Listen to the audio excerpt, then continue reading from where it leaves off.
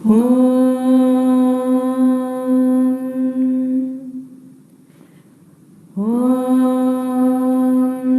सहना भवतु सहनौ भुनक्तु सह वीर्यं करवावहै तेजस्विनावधीतमस्तु मा विद्विषावहै ॐ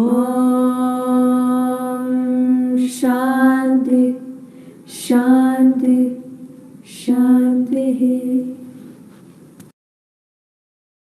Hari Om friends.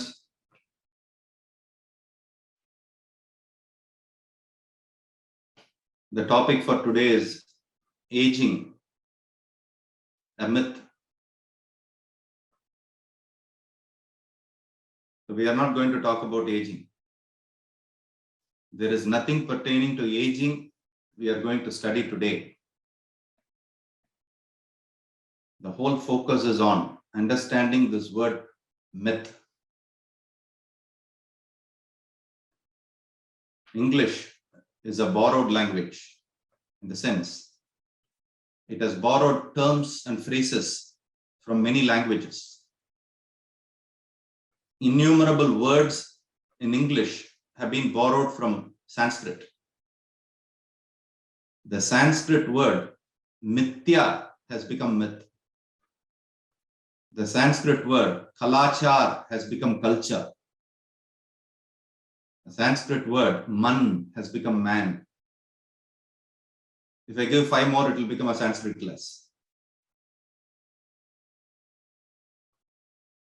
So to start with, I see few faces, all others are dark black.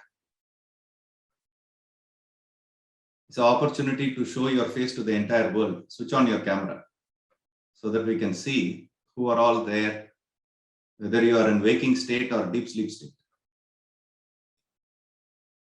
So the word myth comes from the Sanskrit word mithya. There are 2 words in Sanskrit, mithyam and satyam. Satyam means that which is permanent, that which is true, that which is real. Mithya means a deception. In physics, it is called illusion. Science talks about optical illusion. Rainbow that you see is an illusion. The child wants it. It says, buy me that rainbow. The child doesn't understand. There is no such thing called rainbow. It's a vision. It exists only in vision. It doesn't exist in reality. So everyone says age is just a number.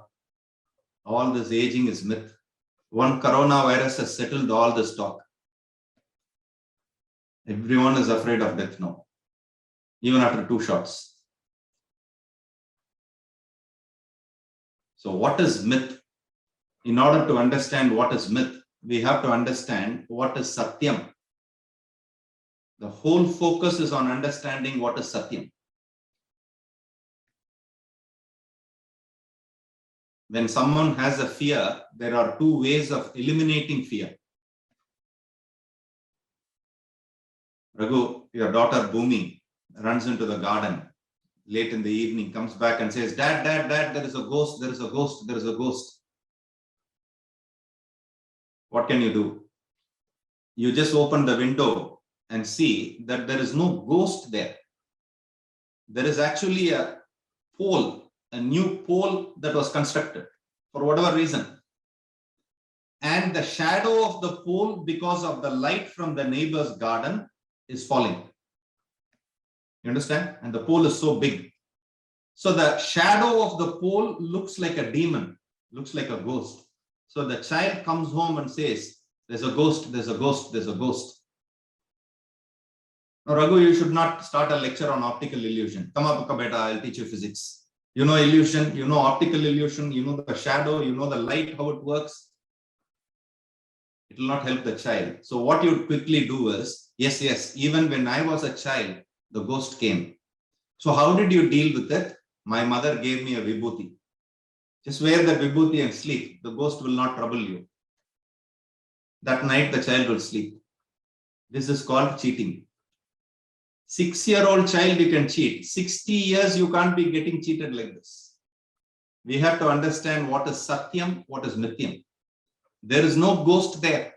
There is no need to be afraid. It is Mithyam. What is Satyam? The post is Satyam. The post is there.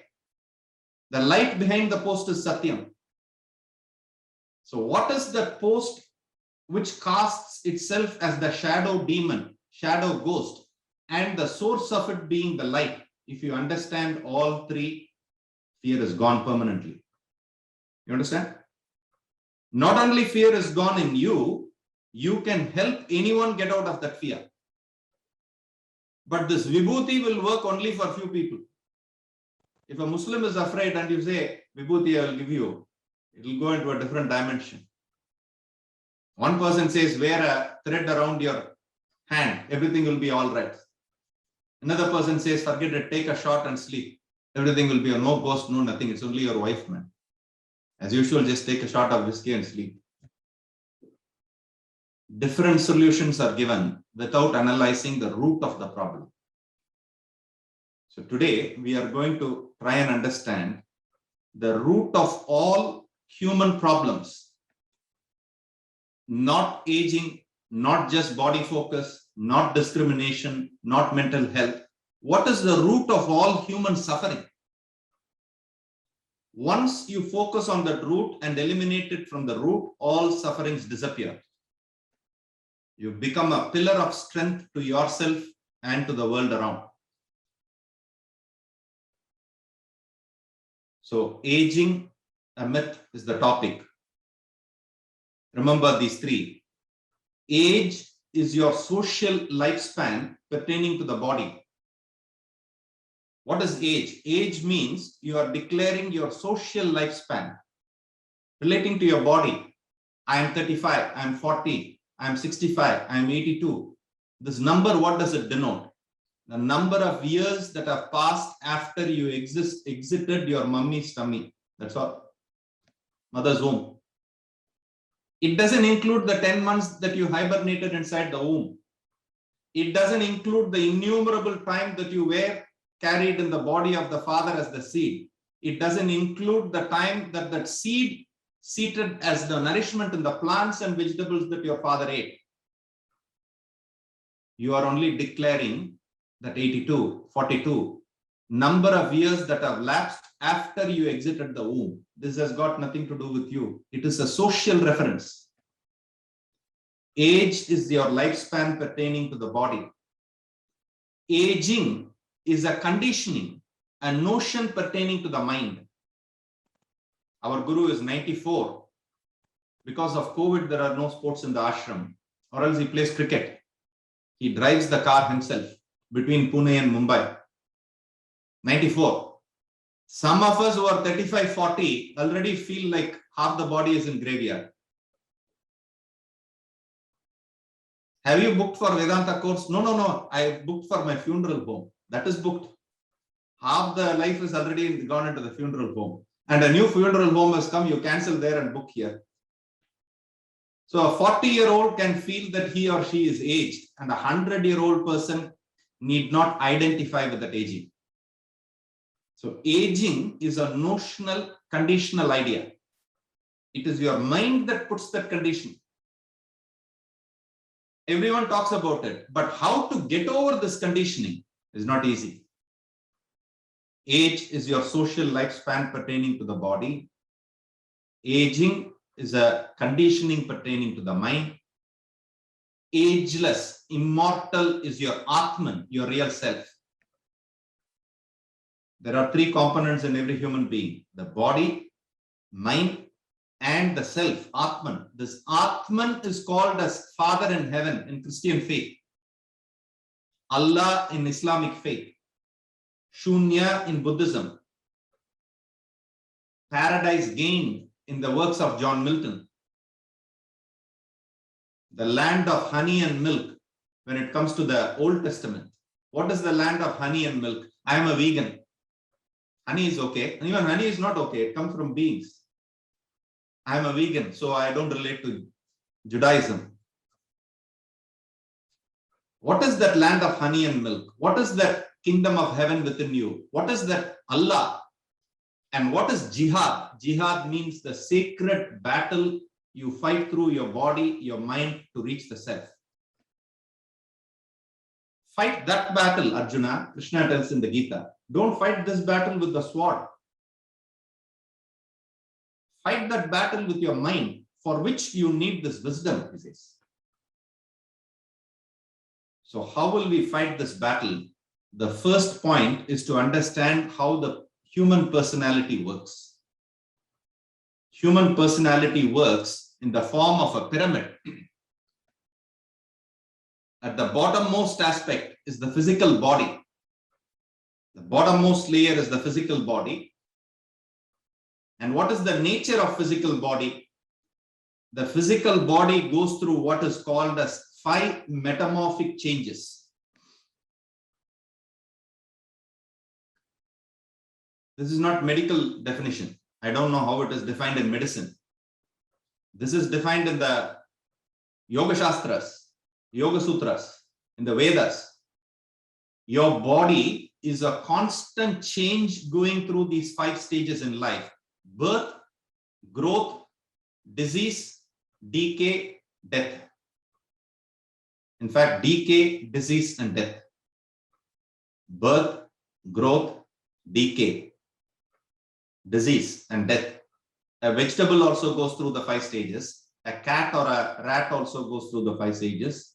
A fruit goes through the 5 stages.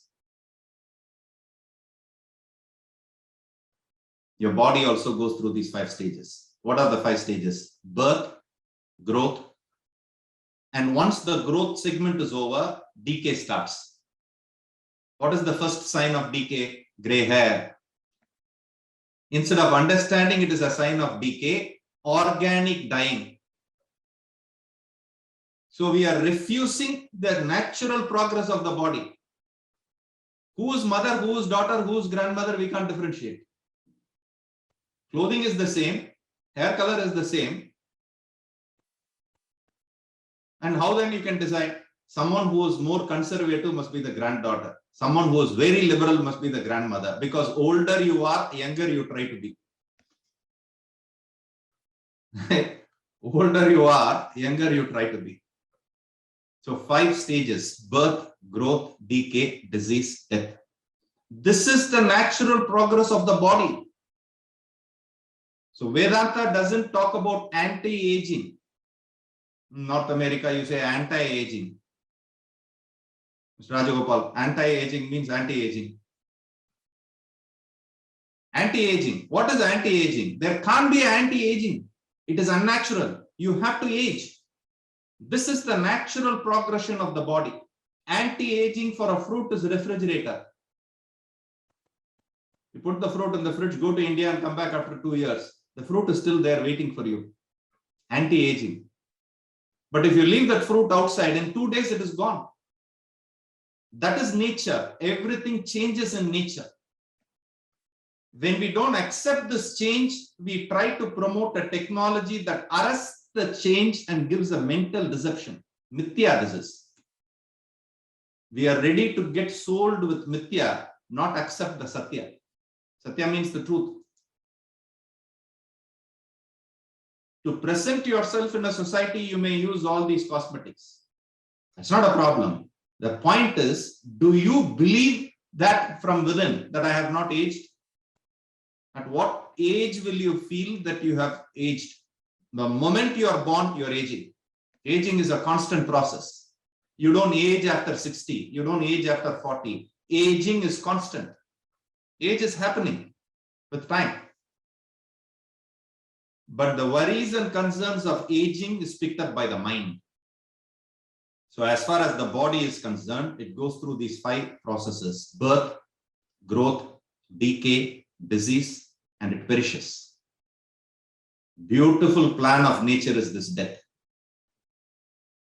We celebrate death. In few weeks, we will be celebrating death. People will be going on a joy ride celebrating death. You know how? When I came to Canada 7 years back, people called and said, we are going on a fall color drive. Would you like to come? He said, no, I am not interested in funeral processions. He said, what funeral procession? Fall color dry. What is fall color? The leaf is dying. Green leaf is dying and becoming orange, becoming wine red. Wow, beautiful color. You take a photograph. What are you taking picture of? Death of the leaf. The leaf knows how to die gracefully, entertaining you even as it dies. But you and I have not learned that lesson. Small cold we have can bring the roof down. Nothing will happen to us, but all the family members are having a cardiac consultation. Oh, I'm having cold, I'm having fever, I'm having this, I'm having that. We bring the whole roof down. But the leaf knows how to die naturally. And then the tree knows how to bring back the leaves in the spring. They are nature programmed. 5 stages upon the body. When it comes to the mind, the inner part of the personality, there are 5 more stages. The 5 stages are called in the Vedas as Balavastha. Balavastha means childhood. Brahmacharya means teenage. It's not actually teenage. Brahmacharya means that part of your life you dedicate to learning Vedas before you get married. Brahmacharya. Third is called as Grihastha. Grihastha is a householder. Sir, where does living in fit in? So they didn't think of all that. I am not married, but I am living in with the 4th partner. Next week, 5th partner is coming in. So will I fit into Grihastha or Brahmachari? You fit into an escapist. You are an escapist. You are trying to run away from life. Such people don't have definitions in Vedas. So Grihastha means one who takes the responsibility for one more life. Husband takes responsibility for wife, wife takes responsibility for husband. With the spirit of service and sacrifice, they serve the society. This is Grihastha. Today, celebrity couples are filing for divorce to save income tax. What Grihastha we can speak about? Anyway, Grihastha means the life of a householder. And then Vanaprastha. Vanaprastha means a recluse who has left, his family duties are over. This person secludes, not to a $1,000 resort. He secludes into the forest in order to experience higher realms of realities that he learned during the Brahmacharya ashram. During Brahmacharya, he learns these truths, but he performs the duties of a householder, raises a family. Having raised the family and completed his duty, he moves to the next zone. Today, 90-year-old couple are buying king-size beds. What Vanaprastha we can discuss? So Vanaprastha is where you have understood that this segment of my life is over, but there is something higher that is waiting for me to accomplish. Sannyasa. Sannyasa means a person who has mentally overcome the desires. So body goes through 5 stages. We want to stop the growth of body to teenage, to the growth factor. Decay, disease, death we don't want. When it comes to the mind, childhood, teenager, householder, we get so attached to this householder segment. Son, daughter, son's grandchildren, daughter's grandchildren, and then their Upanayanam or their Arangetram if they are learning dance, their graduation ceremony. I have booked my ticket to go to Florida. My son is getting graduation. And then son gets married, great grandson. It's endless. It can go on. We do more of the same. We don't move on in life. When we don't move on and evolve in life, it gives enormous fear for the mind. Lack of evolution. So body goes through the 5 stages. Mind goes through these 5 stages. What is the nature of Atman, the intellect before that? The intellect goes through the 5 stages. The 5 stages are perception, superstition, inquiry, contemplation. Your intellect has 4 stages. The age of perception, a child just perceives. And then the next is the age of superstition. What is that superstition? Ganpati Puja, if we do, everything will be taken care of. Exams will pass, marriage will happen, business will flourish. So we do everything with a shallow thought, not with total dedication. A cat crosses, business will fail. This is superstition. And then you move into the age of scientific inquiry, where you correlate cause and effect. The final stage of intellect that is evolved is called as contemplation. A contemplative intellect becomes spiritual. An inquiring intellect can go towards science or towards spirituality. Depends on what you inquire. Inquiring about the world is endless. If you shift the direction to within, it ends. It ends with discovery of the self, which is the core of your personality. Atman, the self, represented by Om, is the core of your personality. So the human personality works through these 4 layers of pyramid: body, mind, intellect, and the self. Body goes through 5 stages, mind goes through 5 stages, intellect goes through 4 stages of transition. It never goes through. We are stuck between superstition and inquiry. None of us can claim, I have moved to scientific inquiry. A few of us who are scientists may claim that. All others are only using the technology designed by them. If you know how to use an iPhone, you are not a scientist. You are a techie, that's all. One who designed that iPhone is a scientist. If you know law of gravity, you are not a scientist. Newton, who discovered the law of gravity, is a scientist. So not even 1% of humanity can claim to be scientists. All others are beneficiaries of science. They are not scientists. So all our intellect trades between zone 2 and 3, superstition and beneficiaries of science. Rarely a person goes to contemplation. To transcend this layer and go to the level of self, to find needle in a haystack. Impossible. The education doesn't show us this direction at all. So what is this Atman? Does it go through 4 stages or 5 stages of change? Atman is the immortal entity in you. It is not born, it doesn't die, it doesn't change, it doesn't age. Then what is that Atman? How can we recognize Atman? How can we understand Atman? What are the qualities of Atman? 3 beautiful Sanskrit words define what that Atman is. Prajnanam, it is pure consciousness. It is pure consciousness. The second is, it is Akhandanandam. Akhandanandam means unbroken joy, bliss. Amritam, it is immortal. Now, why 3 definitions? Body is mortal, Atman is immortal. Mind goes through joy, sorrow, fluctuation, mood swings. Atman is the source of permanent bliss, permanent joy, unbroken bliss. Intellect goes through knowledge of an object. Thought means knowledge of an object.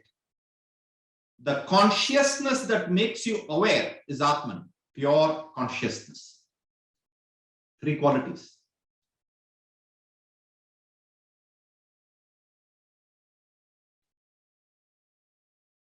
Some of you are looking dazed. Fortunately, Sunday morning it is. Good night's sleep, I'm hearing. Suppose this lecture was at 7:30 p.m. I don't know how it will be. Now, what you have to appreciate is, this knowledge was taught at the age of 7 or 8 to children. 70, 80 we are struggling to understand because our intellect is designed very differently. Our intellect is machine oriented. Our intellect is information oriented. Our intellect is not insightful. Our intellect is not trained to go within. Without this dimension of intellect that can engage within, Vedanta cannot be understood. We can understand many other subjects, but not Vedanta. Because Vedanta deals with the inner world. So 3 layers: body, mind, intellect. And then beyond that is the self, the spirit. Based on this fundamental, 2 derivations. A human being can identify with body, mind, intellect, or identify with the self. This choice only a human being has. A human being can identify with body, mind, and intellect, or a human being can identify with the self within. Life is like a computer game. Stages are there, So there's a demon roaming around in the jigsaw puzzle. And then you have to go and catch hold of the demon. The demon appears and disappears. You are given 15 minutes time. In 15 minutes, if you don't swallow the demon, either the demon swallows you or that game is over. You lost. That is how human life is designed. Before the body completes the journey of birth, growth, decay, disease, death, elevate your mind from bhalavastha to sannyasa. Elevate your intellect from perception to contemplation. If you do that, you can reach Atman. So reaching Atman or spiritual evolution has got nothing to do with your body, male or female, dark or fair, Japanese or Chinese. It has got nothing to do with your body. It has to do with what you do to your mind and intellect. So the purpose of life is you are given these 3 equipments: body, mind, and intellect. Before the time lapses with the body, mind, and intellect, you have a choice to identify your real self, your real being, who you are.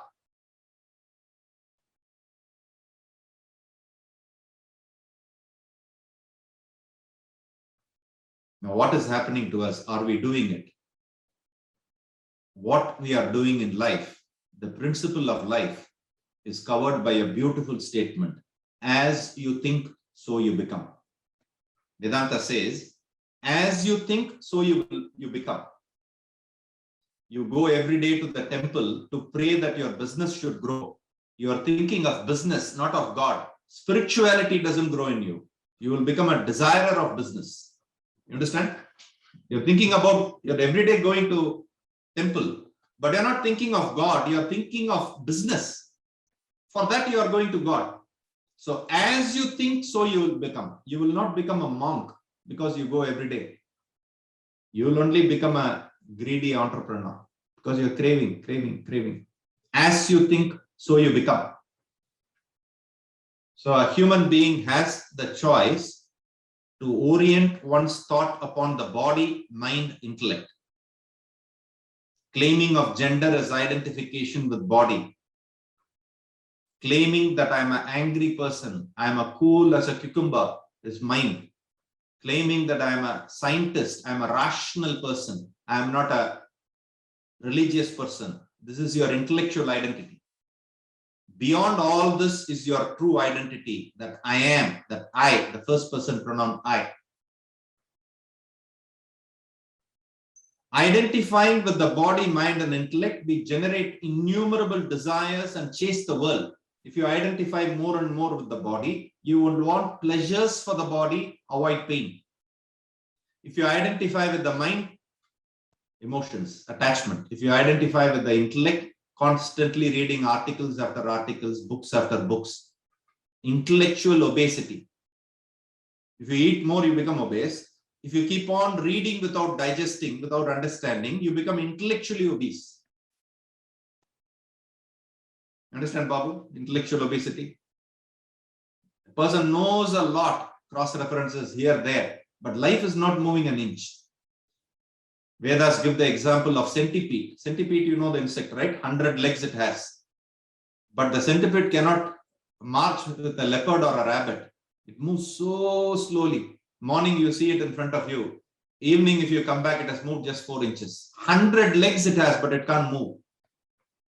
Intellectual obesity is like that. We know a lot, but nothing is happening in life because we have not digested that knowledge. So as you think, so you become is the principle of life. We can identify with the body, we can identify with the mind, we can identify with the intellect, or we can identify with the self, with the reality.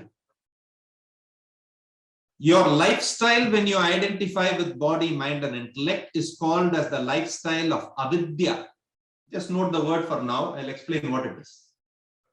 Vidya means knowledge, wisdom, a life that is well directed.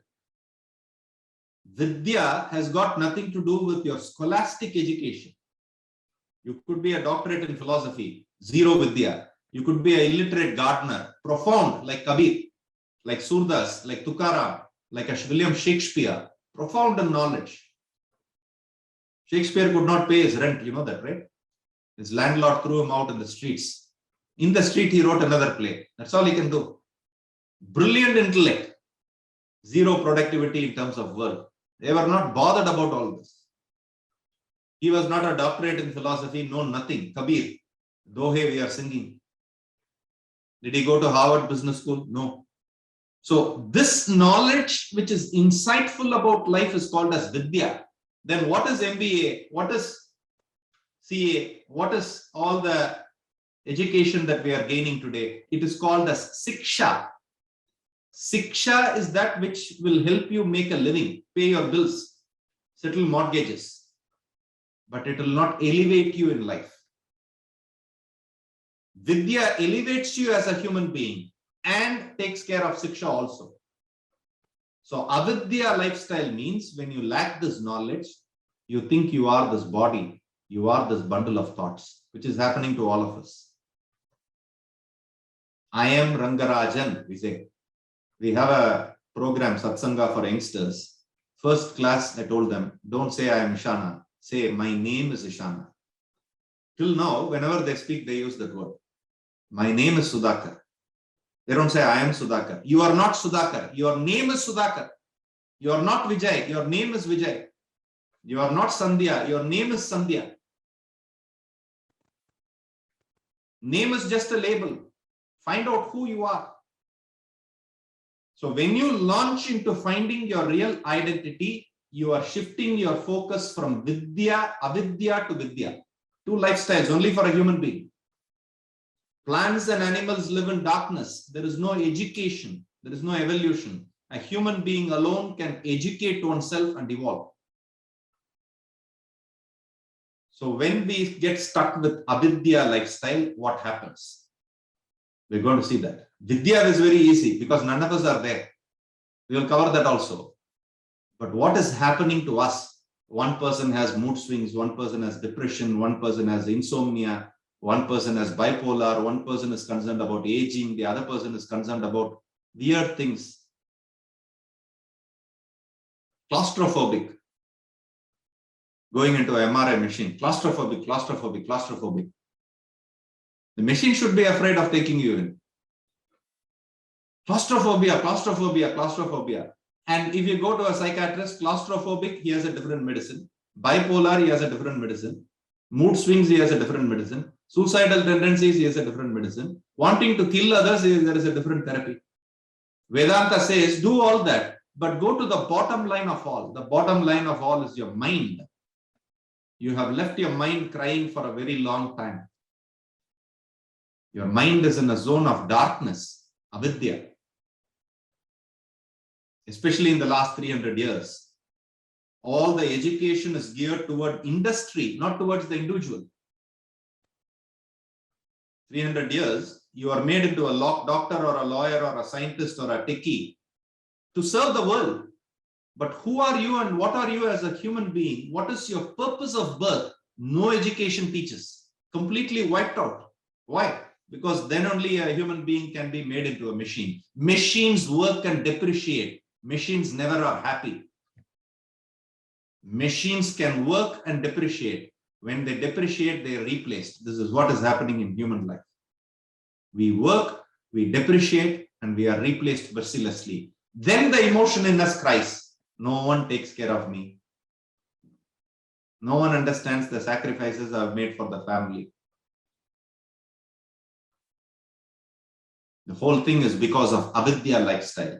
So what is this avidya lifestyle? The first thing that happens in avidya lifestyle, which is happening all over the world, is people are discontent with abundance. There is abundance of resources. You see the GDP of Canada, GDP of United States, GDP of Germany. You see the per capita income, and then compare it with the rest of the world. We say we are developed countries, first world, and Eastern countries are third world countries. We dismiss it. So we have abundance, but there is so much of discontentment. What is the proof? All the Westerners want to go to Thailand, to India, to Sri Lanka, to learn yoga, Ayurveda, therapies, to resorts for peace of mind. Beachside resort, peace of mind. Beach is here also. Peace is not being sold there. Yet we believe we have to go there. And what is the Indian trying to do? Lining up in the US embassy to come to US, to Canada. For what? For prosperity. Peace and all I know how to handle. One Ganesh Puja will take care of everything, but I want dollars. So one part of the world thinks that I want prosperity, I should come to the West. The Western world thinks that I want peace, I should go to the East. Now, where is peace? Is it in East or West? Where is prosperity? Is it in East or West? It's in your mind. John Milton says, your mind can make a heaven out of hell, hell out of heaven. Don't search for it in heaven and hell. It's your mind that is making it. So there is terrible discontentment with abundance, which is causing boredom, depression, burnouts, midlife crisis. All these are because of abundance, bored with abundance. So we do more of the same. I have one house, second house, third house, fourth house, fifth house. I have one car, second car, third car, fourth car. I have one son, second, third, fourth. I have one grandchild, 1, 2, 3. I have one partner. Why not? 2, 3, 4. People are doing it. Every continent, I want one. We do more of the same. We are going laterally, not vertically. Horizontally, we are swelling. We are not evolving. Discontent with abundance. And still in these countries, children are studying from loans. This I don't understand. We say, serve, take care of the country, take care of parents, serve the nation, do volunteering.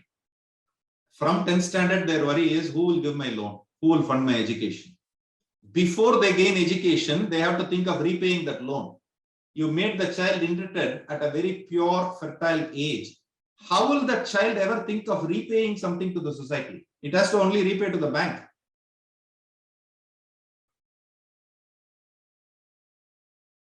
So discontent with abundance. Abundance is there, but there is terrible discontent with people. They talk about wealth fatigue syndrome.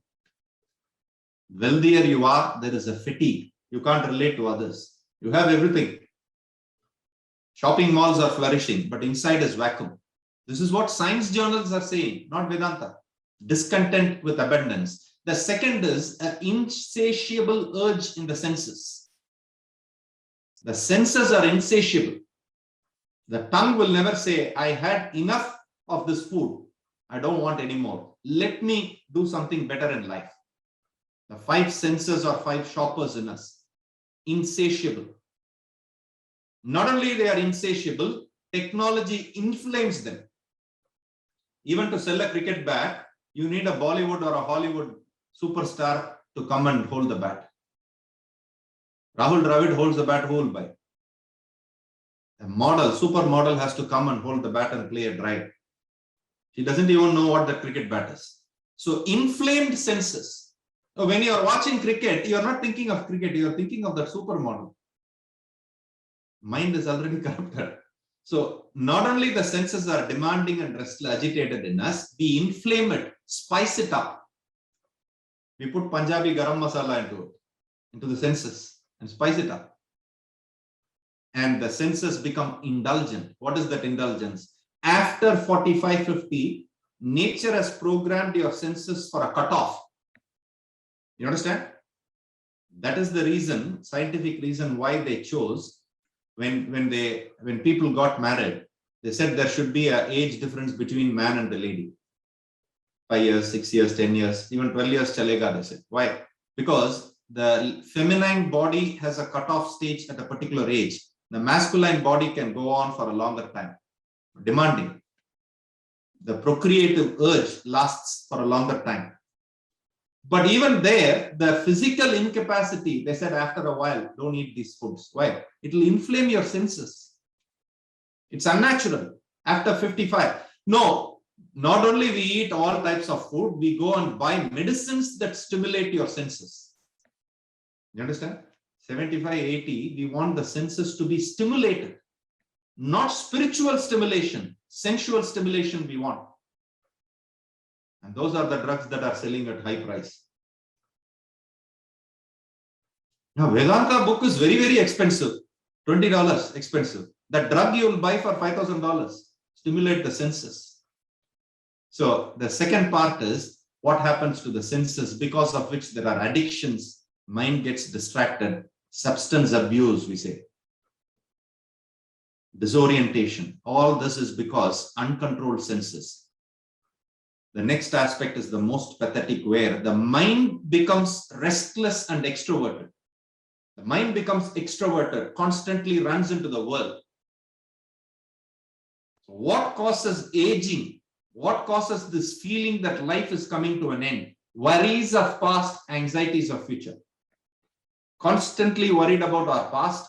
We are constantly anxious about the future. This saps our mental energy. At 40, you feel already like you're 65.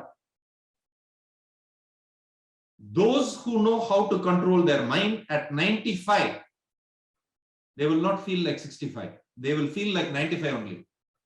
But in comparison, they look younger. When people meet our guru, they say, at 95, how are you so young? You look like 65. It's a fault if he looks like 65 at 95. At 95, he looks like 95. But at 65, he looked like 95 because of worries and anxieties. So the ungoverned mind plays havoc in people. Bipolar, depression, suicidal tendencies, terrorism, vandalism, all this is because of a violent mind that is not controlled by the intellect. The fourth aspect is a sense of complacency in life. Complacency means intellectual pig-headedness. What is that pig-headedness? I know everything. I don't need all this. I know. And I'm okay. I'm good. I'm good the way I am. Vedanta is the last thing I need. That too from an Indian. From who else you will hear about a Vedanta? So, complacency means everything is all right with me. What is all right? House is fully paid. Tesla, you have latest model. Wife cooks and serves. And your dog listens to you. Very happy. Upanishad says, Paritripti meti. Paritripti means extremely contented human being. It is like your father has left $1 million will to me to give it to you. Right, Aparna? Your grandfather has left a will which is worth $1 million. And you come and meet me. Every month I give you $100 pocket money. Very, very content you are. So happy. You say, Ranga is the best friend I have. Why? $100 he gives every month. You don't know your worth. Your worth is $100 million. Your grandfather has left for you. From that, I am giving you $100 and you're super excited about it. Why is that you're super excited about it? You don't know your worth. You can buy banks. What is this $100? So Upanishad says, Paritripti meti. What is that paritripti? I got a job, I got a job, I got a job. Worst type of paritripti is birthday parties. Such a pathetic way to excite oneself. And in this country, having come 7 years back, I found surprise birthday parties. Surprise birthday party. Husband arranges a surprise party for wife. Wife arranges for husband. Father arranges for son. Son arranges for daughter. Between siblings. And every year, the husband knows she will arrange a surprise party. People call and say, sir, day after tomorrow, I cannot come for class. Why? What is the problem? My husband will be hosting a surprise birthday party for me. I said, if you know that there is a birthday party, how will it be a surprise birthday party? We have been doing it for 25 years. What a pathetic self-pity. What a pathetic self-pity. Your birthday should be celebrated by others. Christ never celebrated his birthday. Whole world is celebrating. Buddha never celebrated his birthday. Whole world is celebrating. Ramanavami and Janmashtami, the whole world is celebrating. We don't even know the birthday of Krishna or Rama or Christ properly. Yet we observe because of what they have left behind for us.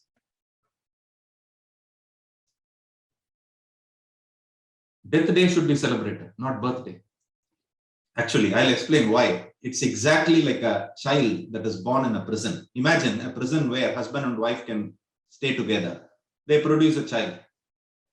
The child says, this is my 7th happy birthday. Means what? 7 years it has been in prison. 7 years before it was born inside the prison. What should the child be celebrating? Exiting the prison. Not being in the prison. If you look at it from this dimension, in our culture, there is no birthday at all. You are not born. You are that immortal Atman. Exactly like celebrating birth of a hair. Birthday, one hair has come out today. What is this birthday? So paritripti meti. So I told one of the ladies attending the class, she said, surprise birthday my husband will be giving. I can't attend the retreat when we had the retreat. So I said, 20 years you celebrated surprise birthday. I will tell you a real surprise birthday. What is it? He said, do a shock birthday. Real surprise is just send a divorce notice to him. Don't do all that. People who are close, I tell them just for fun and joke. Raghu, please don't do that. Harita may accept it. Then you will be left in the streets. We can't cook food for you. So you better celebrate birthday. What is it? Surprise birthday. Surprise birthday you should not do. Shock birthdays you should do. On this auspicious occasion of your birthday, I give you total independence with all the assets, no liabilities for you. I am taking up sannyasa. And then celebrate the birthday. It will be a real surprise for her. That you just sent a letter. Don't do all that. What is this surprise? Pathetic celebration. Complacency it comes from. My birthday, my birthday, my birthday. Then avidya lifestyle is close to higher learning. The intellect is shut off. We don't want to learn anything higher. We should focus on world. We should focus on science. We should focus on current affairs. But a human being alone is designed to evolve. Evolution is your purpose in life. Evolution is your purpose in life. Livelihood should be incidental. Now it is the opposite. Livelihood has become purpose of life. Evolution is not even incidental. We don't even know the purpose of evolution. So we are completely close to higher. One main reason is because of dussang. Dussang means wrong association. The most ardent of Indian would build a bar in the house here. When you buy an apartment in Hyderabad or Bombay, if I come and ask you, where is the bar? No, sir, no bar here. 5 crore apartment in Bombay, there is no bar. Huge puja room in Bombay. In Canada, you build a house, $2 million home, and then you pride showing the bar. See, this is from Italy. This is from Switzerland, and this is a 80-year-old wine, $800. I'm saving it for my daughter's wedding. Same fellow goes to Bombay. You enter the house, there is a huge Ganesha. You ask him, where is the $800 wine? No, not here. Why you won't put it there? Mahat, the influence of around, the soil influences you. So dussang means company that will pull you down in life. Satsang means company that will elevate you in life. Before, during, and after gaining knowledge, satsang a person should focus on, not do dussang. Dussang pulls you down. Shakespeare says, tell me your friends, I'll tell who you are. I don't need to know about you. Tell me who your friends are. I will tell you what you are. So avidya lifestyle is close to the higher, because of which at the global level you find there is disharmony between people. Divorces are happening between couples. There is vandalism, terrorism, gender identity. When you meet a person, you don't know whether to address he or she. So easy way we found to solve this problem in North America. When I came in shopping malls, they will say, hi there. Hi there means where? Hi there means what? Right, Subodhji? When you're passing by in the road, hi there, where? So there means there is no gender problem, no, he or she, because he lives in the body of she is living in the body of he, gender identity. Such a conditioned thought it is, huh? Am I a man or a lady? Physically, there is no problem. Internally, there is a problem. Gender identity, we say. What is the result of all this? Not evolving in life. You understand? And what are institutions doing? Big part of charity budget for that. Pathetic. If you see from the vision that people can see, you will understand where things are going wrong. $200 million for gender identity crisis. Not 2 cents for satsanga education for children. Not 2 cents for Vedanta. You won't spend, forget others. Because we don't know what it is. We will spend for what we know. We don't spend for what we don't know. So the problem is awareness of this information. The problem is not our intellect. We just don't know, that's all. It's like asking a villager to buy a Rolls Royce just because he has money. He doesn't know anything about Rolls Royce, a Rolex watch, he doesn't know. Who will buy it? A person who knows the value for it and can afford it. So the value of values is not known, because of which in the world there are economic crashes, repeat pandemics, terrorism, vandalism, all flourishing in the world. So first 5 are individual problems, because of which 6 and 7 is the state of affairs in the world. Global warming, any rat or cat has caused it? Has any leopard or lamb caused it? Only you and I cause it, human beings. And then we hold on campaigns about global warming seminars without understanding human being is contributing to it. It is the mind that is contributing to it. So what is that we need to do? Upgrade from avidya to vidya lifestyle. That's all we need to do. We don't have to change the world. You can't change the world. You change your lifestyle within, the world changes. World is a reflection of your thoughts. You change your thoughts, the world changes. It's a matter of time. We upgrade our phone, we upgrade our kitchen, we upgrade our homes, we upgrade our looks through plastic surgeons, we upgrade our cars, we upgrade our lawns, we upgrade everything except the inner personality in us.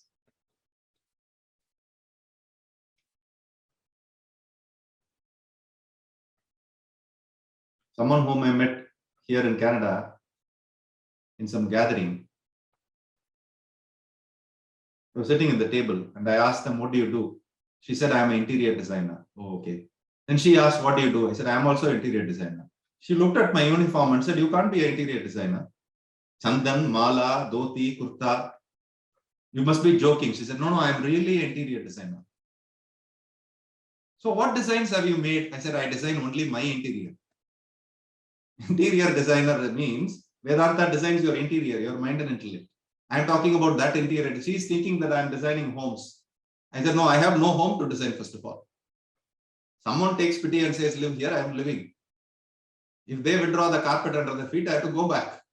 So I have no interior to design in terms of the home. I am a designer for the interior within, which is what Vedanta is, which is what my guru taught me.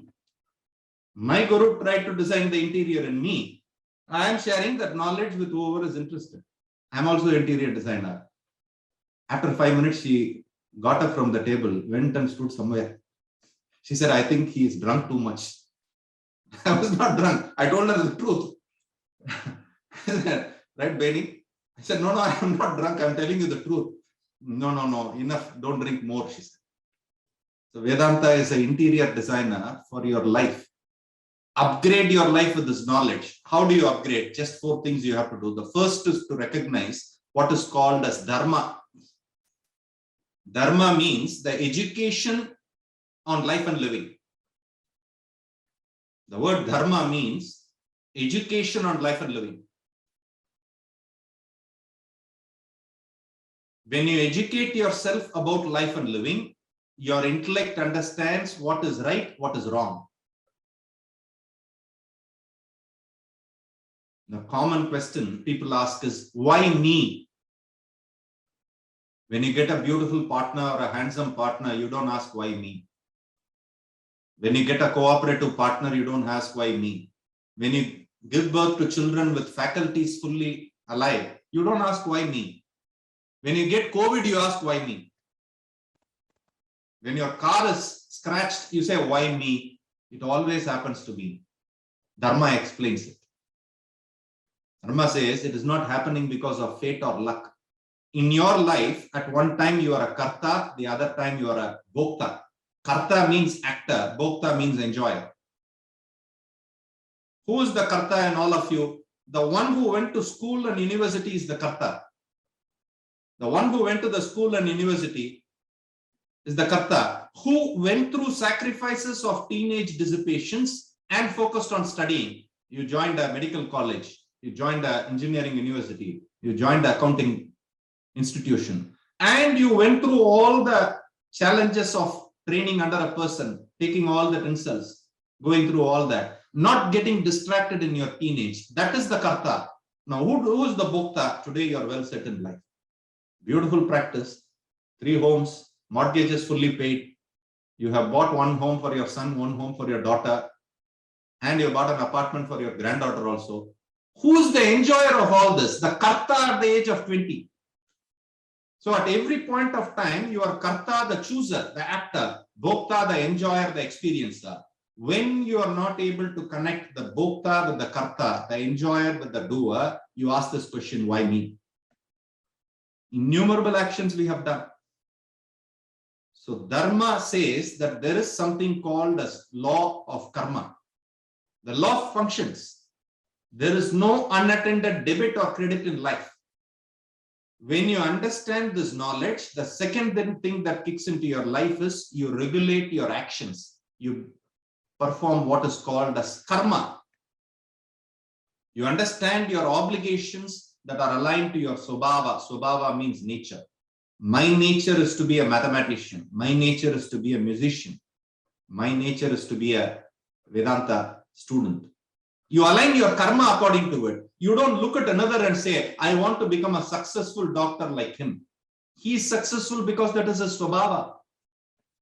A leopard will not say, I want to be like a cow. A cow will not say, I want to be like an eagle. It lives its swabhava. You have to find out your swabhava. We have all faculties alive. We do nothing for the society. A few years back, I met this handicapped person, Shankar Raman. Muscular, some term, quadriplegic is, except the 2 eyeballs, nothing moves in him. Why we thank Handicare is, I am thanking him, not Handicare. Handicare just know that millions of charities are there. Why thank one? Because of this person who got that Padma Bhushan last year. Modi picked him up. 2 eyes, except that nothing moves. He is pushed in a wheelchair on the stage to address. His head goes back. 2 assistants bring it back. It's a muscular deformity he has. Sparkling intellect. He is a practicing chartered accountant. All his wealth is contributed to young children's life. 3,000 young children from rural village are served. Our faculty, my faculties are alive. I never thought about serving even 1 child, sending even $1 for a child. Complete, except eyeballs, nothing moves. If someone stands here and speaks on the stage, I saw people are giving hands to him to shake. He can't shake hands. Nothing in the body moves except the eyes. So he says, please come in front of me. Please come in front of me. Because he can't even turn his head around. Whole thing is choked. And that person feeds 3,000 children. Runs a world-renowned institution in India. You and me have everything. We are only thinking about my wife, my father, my mother, my pet dog, my son, my daughter, my granddaughter, my tax returns. Karma means aligning your action to the higher dharma. When you do that, you get peace and prosperity. The third ambition of life is jnanam. Seek the higher. Because of which you will get viveka, a discerning intellect, a giant intellect, vairagya, a dispassion towards life. Viveka means an insightful, discerning intellect. Vairagya means dispassion in life. You become dispassionate towards the journey of the body. Skin color doesn't affect. Hair falling doesn't affect. Huge tummy for whatever reason you have doesn't affect. Aging will not affect. Why? Jnana says that you are the Atman, you are not the body. You are not the mind, you are that Atman. This is only information. When you realize it as a living truth, you gain what is called as moksha. Moksha means through knowledge, you have attained the ultimate emancipation, self-realization. Mukti is moksha. Go to the next. Ultimate experience is moksha. How do you get it? By learning dharma, performing karma in the world, gaining jnanam, you attain moksha. By joining a yoga studio and buying a Lululemon track pant, you can't meditate. People are making this mistake. I have a Lululemon track pant. I joined the yoga studio. The most expensive in Toronto. They teach meditation. You will not get moksha. You will get very nice sleep. At least for that purpose, you can join. But how will you get moksha? Through jnana. How will you get jnana? Through karma, when chitta shuddhi happens, purity of mind happens. When will you do karma for the sake of society? When you have the knowledge of dharma. What is dharma? What is adharma? So human life travels through 3 stages of evolution. The first is called as your buddhi can be associated with your body. It is called a sharira buddhi. Sharira means body.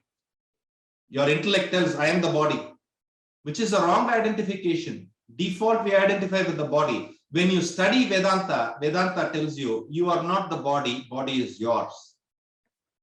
My shirt, my mala, my watch, my computer, same way you say my body. Vedanta tells you the difference between you and your body. When you reflect on these truths, you move to the next level of buddhi called as jiva buddhi. Who is that jivan? Who is that life that is residing in the body? Who is the indweller in the body? Who is operating the body? You gain the knowledge of mind and intellect. I am the thoughts residing in the body. I am not the body.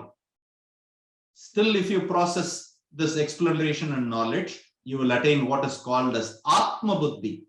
Atma Buddhi means I am not the body, I am not the mind, I am not the intellect.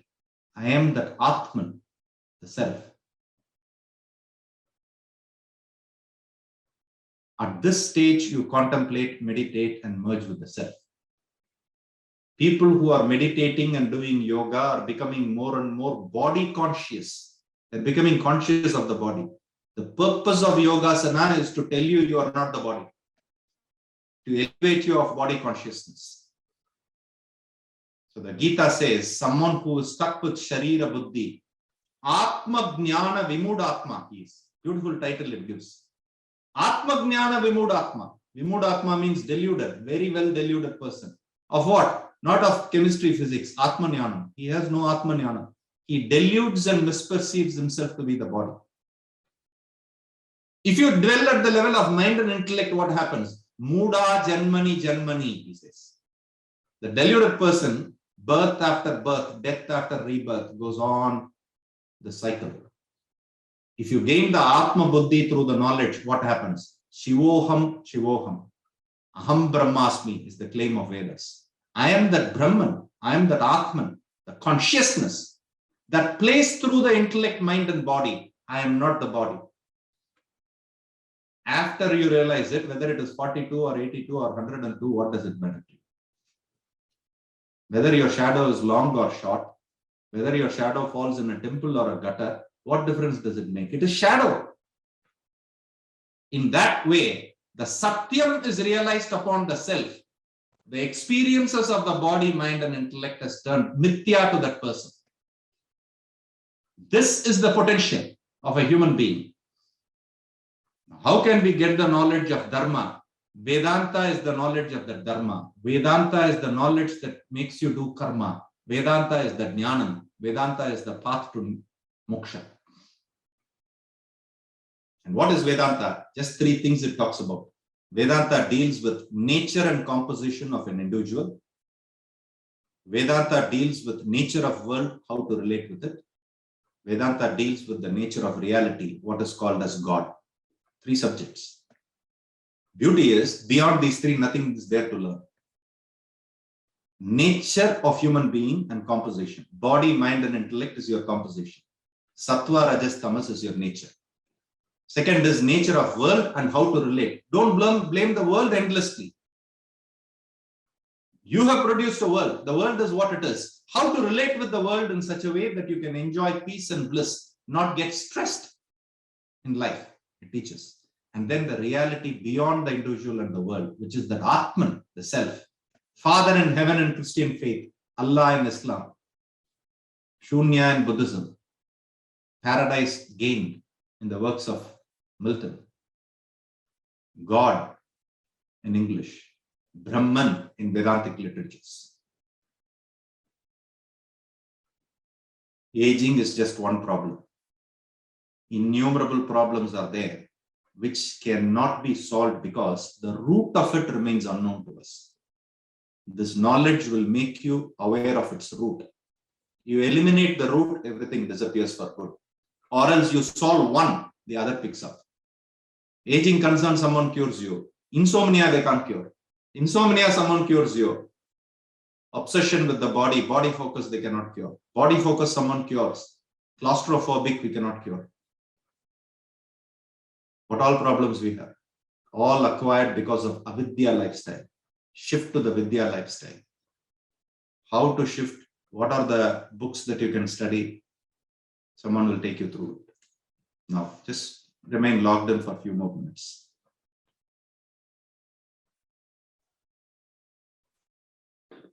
Hari Om, everyone. Swami Parthasarathy has authored 12 books on Vedanta for different ages and categories of people. The 2 books referred by Rangaji are common to all as they cover the fundamentals of Vedanta. First is The Fall of the Human Intellect. It is a fundamental composition on the workings of mind and intellect. It elaborates the consequences of an overpowering mind and a weak intellect. This book gives directions on developing intellect, both long-term and short-term. It is recommended course material at many management schools. The second is The Eternities Vedanta Treatise. Hailed as the book of the planet, the treatise is acclaimed as the ultimate composition on Vedanta. It contains the digest of knowledge from the Vedas, the Upanishads, and references from a wide range of Western literatures. The treatise expounds the wisdom of Vedas in contemporary thought and language. The 2 books would cater to your knowledge needs in different profiles of your life. Now, Aparna will take you through the list of study programs and upcoming events. Thank you. Hari Om. My name is Aparna, and I'm a final year student at Western University. For those who wish to engage in regular study of Vedanta, the following options are available. First is Sunanda Ji, daughter disciple of Swami Ji, will be conducting a 4-evening online Bhagavad Gita lecture series on Chapter 6, the Yoga of Meditation, from September 30th to October 3rd. Registration is now open on vedantacanada.org. Next is Wellness Vedanta, an 8-session comprehensive study program on Vedanta. It is designed to introduce the fundamentals of Vedanta in a sequential order. This program provides a bird's eye view of Vedanta based on the 2 books, The Fall of Human Intellect and The Eternities Vedanta Treatise. The new and live cycle with focus on Sanatana Dharma starts from Thursday, October 14th, coinciding with Vijayadashami. A relay series as per choice of your day and time is also offered for those who cannot join live on Thursdays. Sri Rangarajan holds weekly study programs on Vedanta and the Bhagavad Gita. Currently, all these programs are offered online. Please visit vedantacanada.org to register for Wellness Vedanta, join the weekly study programs, or to order your publication.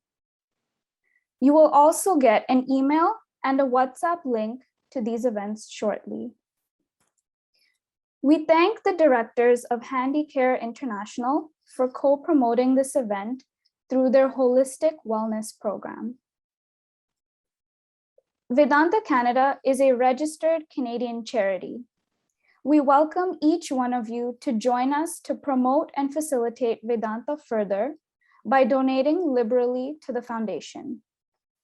If you wish to make a Guru Dakshina offering, you may do so in any of the following ways. You may e-transfer to vedanta.ca@gmail.com. You may pay from your PayPal account or through online secure credit or debit card processing to www.vedantacanada.org/reachus. Donations from Canada are eligible for tax exemption receipt as per CRA norms, and the contents of today's announcements will be sent to all attendees. You may follow us on social media by searching for Vedanta Canada, and for any particular clarification, you can visit vedantacanada.org, or you can contact Swarna on 647-906-9959. Thank you for joining us today. Hari Om. Thank you very much.